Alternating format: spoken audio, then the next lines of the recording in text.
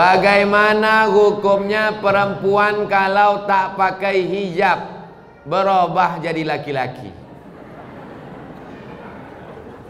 Ya ayyuhan nabi, wahai Nabi Muhammad, qul li azwajika, katakan kepada istrimu, wa banatika, katakan kepada anak perempuanmu, wa nisa'il mu'minin, sampaikan kepada perempuan yang beriman, yudnina alaihinna min jalabibihin, panjangkanlah kain, tutup kepala, tutup leher, tutup lengan, tutup kaki, mesti kainnya lapang, jangan sempit sampai paha menjerit.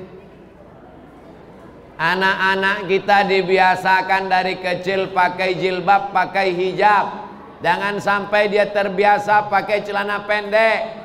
Kita akan dituntut di hadapan Allah. Bapaknya rajin tarawih, bapaknya khatam 30 juz, bapaknya sholat tahajud, emaknya berjilbab panjang, anak gadis dibiarkan celana pendek, maka dia tetap akan dituntut. Kullukum ra'in, setiap kamu pemimpin, wa kullukum mas'ulun an ra'iyati, setiap kamu akan ditanya di hadapan Allah. La yadkhulul jannah, tak masuk surga. Siapa yang tak masuk surga? Dayus. Siapa dayus itu ya Rasulullah? Alladzi la yagharu ala maharimihi, orang yang tak ada rasa cemburu kepada mahramnya. Anak gadisnya pakai celana pendek, dia diam aja. Pak Haji, anak Pak Haji pakai celana pendek, kurang pendek lagi. Ustadz Somad enak saja bicara begitu. Ustadz Somad ngomong begitu kan karena tak punya anak perempuan. Betul, anak saya laki-laki, tapi keponakan saya perempuan. 2 orang keponakan kemanakan nambo perempuan. Wajib pakai hijab, wajib pakai baju panjang, wajib menutup aurat. Kalau mau datang ke rumah ambo, ikut aturan ambo. Lebih baiknya benci pada ambo di dunia daripada nanti di akhirat ambo dibenci Allah Subhanahu wa ta'ala. Mau dikatakan keras silakan, mau dikatakan radikal silakan. Gara-gara mulut manusia, biarlah mulut manusia ini berkata, anjing menggonggong kapilah berlalu. Betul.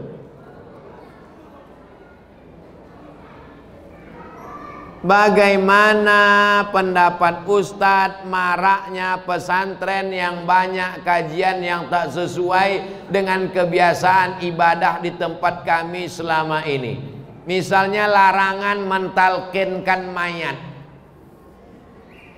Mentalkinkan mayat sesudah masuk kubur, hadisnya diriwayatkan sahabat Nabi, namanya Abu Umamah Al-Bahili. Jenazah kalau sudah dikuburkan dibacakan talqin. Status hadisnya hadis hasan.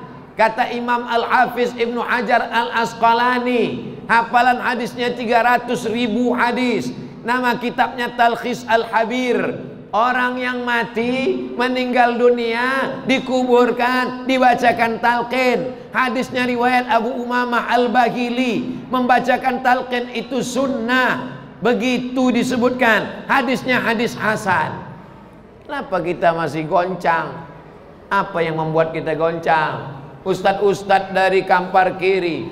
Ada Ustadz Dr. Zul Ikrami, S1 Azhar, S2 Sudan, S3 Sudan, dosen UIN, Ahlussunnah wal Jamaah, alirannya sama.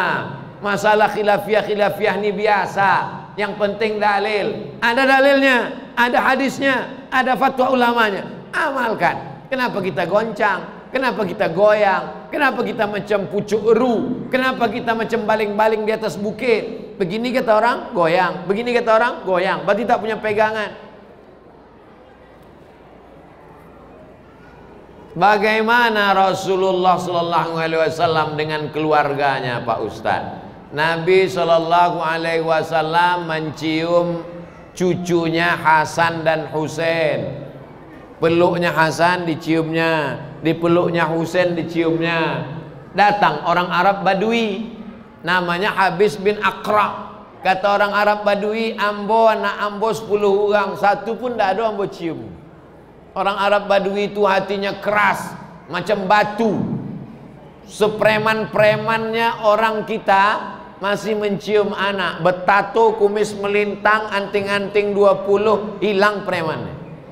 Kalau udah nampak anak kecil. Orang Arab Badui hatinya keras, tak mencium anaknya. Nabi mengajarkan memeluk, mencium Al-Hasan dan Husain. Nabi SAW bersedekah makanan kepada perempuan. Ada perempuan dia kasih makan. Sahabat bertanya, siapa perempuan itu? Kenapa dikasih makan? Dia kawan Khadijah, kawan akrab Khadijah. Khadijah sudah meninggal, tetap sambung silaturahim pada kawan-kawan sahabat-sahabat Khadijah. Nabi memanggil Aisyah, tak ada dia panggil namanya. Ya Aisyah, hai Aisyah, tak ada. Dia panggil ya Humairah. Humairah artinya ahmar, ahmar artinya merah. Wahai engkau yang kulitnya merah kalau kena matahari. Dipanggilnya dengan panggilan kesukaan, ya Humairah.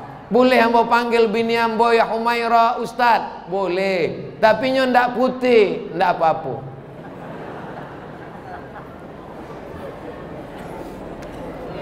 Di masjid kami uang kas anak yatim banyak. Tolong Ustadz jelaskan batasan usia umur anak yatim. Tentang anak yatim ada dua pendapat. Pendapat yang pertama, la yutma ba'dal ihtilam. Kalau sudah mimpi basah, maaf, kalau sudah akil balik, maka inyo indak anak yatim lagi. La yutma ba'dal ihtilam. Sesudah akil balik, inyo indak anak yatim lagi. Kau pendapat pertama. Pendapat yang kedua, inyo tetap anak yatim selama indak ada pendapatan, indak ada kojo, tidak ada income, tidak punya kebun, tak punya kerja, dia tetap anak yatim walaupun jangguinya tumbuh. Pendapat Abdullah bin Abbas. Ustaz pakai pendapat nak mana? Ambo pakai pendapat nan iko. Kalau sudah akil balik inyo indak yatim. Kenapa Ustaz nak pakai pendapat iko? Kalau ambo pendapat iko, ambo khawatir sodon nama jangwi datang nak minta jatah anak yatim. Maka waktu santunan anak yatim, kotak yatim kasihkan ke anak yang belum akil balik. Adapun yang lah SMP kelas 3, SMA kelas 1, lah kuliah di Pekanbaru, tetap kita berikan santunan, tapi bukan dari kotak yatim, diberikan santunan dari kotak infak. Kotak mesti ada dua, kotak yatim, kotak infak. Yang yatim untuk yatim, yang infak untuk infak. Jangan kasih duit yatim setahun sekali. Kasih duit yatim paling tidak setahun 3 kali. Mau puasa, mau Idul Fitri, mau daftar uang sekolah. Jangan sampai setahun sekali menderita anak yatim. Disumpah anak yatim awak mati toga. Apa hukumnya bagi orang tua yang membiarkan anak gadisnya keluar rumah tak menutup aurat? La yadkhulul jannah, tak masuk surga. Dayus. Siapa dayus itu? Orang yang tak ada cemburu kepada anaknya. Bercelana pendek, berrok pendek, rambut bergerabang, rambut terbuka. Tak ada beda rambut dia sama rambut monyet. Sama-sama terbuka. Waktu ditanya, kenapa dibuka? Semakin terbuka, semakin modern. Kalau semakin terbuka, semakin modern, maka yang paling modern adalah cigak dan cingkuk. Karenanya semakin terbuka, makin terbuka. Kalau semakin terbuka, makin modern, maka yang paling modern adalah uang gilo. Sebab uang gilo tidak bercelana. Ustadz, bagaimana cara mengqadha salat yang tinggal-tinggal? Usolli fardhos subhi rak'ataini qadhaan. Ambil sembayang. Wajib sembayang akil balik. Akil balik umur 10 tahun. Dulu orang akil balik umur 30 tahun. Sekarang karena tontonan, karena makanan, karena faktor zaman, akil balik umur 10 tahun. 10 tahun akil balik. Kini umurlah berapa? Sampai 10 tahun. Berapa tahun tinggal sembahyang? Baru pagi tadi sembahyang. Kalau begitu sembahyang tinggal 30 tahun. umur 40 tahun. Masa kanak-kanak setahun tak dihitung. Berarti nyo bau sembayang umur 40 tahun, 30 tahun tak sembayang. Apa cara, bagaimana cara mengqadaknya? Mengqadak salatnya sesudah sembayang sekali, qadak sekali. Habis sembayang isya tadi, qadak. Usolli fardal isya arba'a raka'atin qadaan. Sedangkan yang awak tadi usolli fardal isya arba'a raka'atin adaan. Lebih utama mengqadak daripada solat sunat. Tapi orang yang mengqadak tetap boleh solat sunat. Mana yang lebih didulukan? Qadak apa solat sunat? Qadak dulu. Habis sembahyang isya, qadak dulu. Habis qadak baru solat sunat. Tak sampai buya, waktu pendek qadak saja. Solat sunatnya tidak.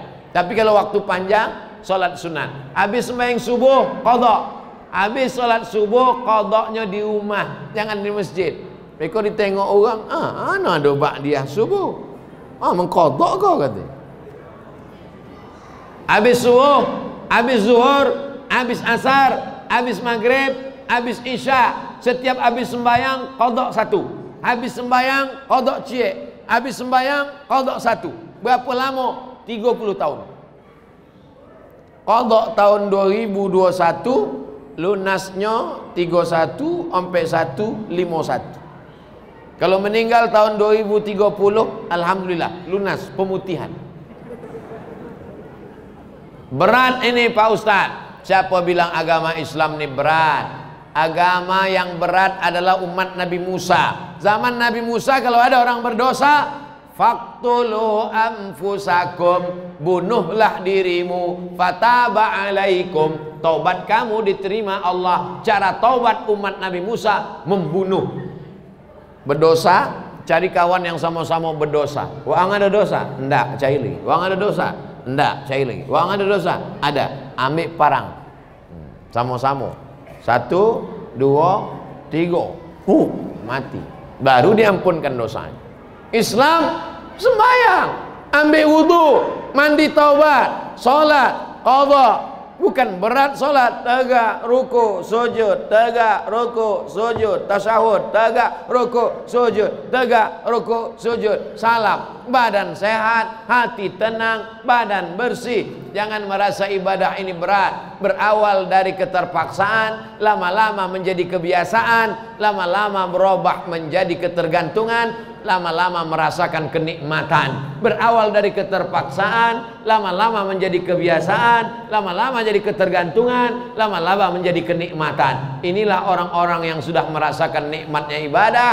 Sinetronnya tinggal, TV-nya tinggal, handphonenya tinggal, demi datang untuk beribadah ke Masjid Al-Mizan. Mudah-mudahan awak sampai anak cucu awak istiqomah sampai mati husnul khatimah. Ala hadhihi niyah al-Fatihah.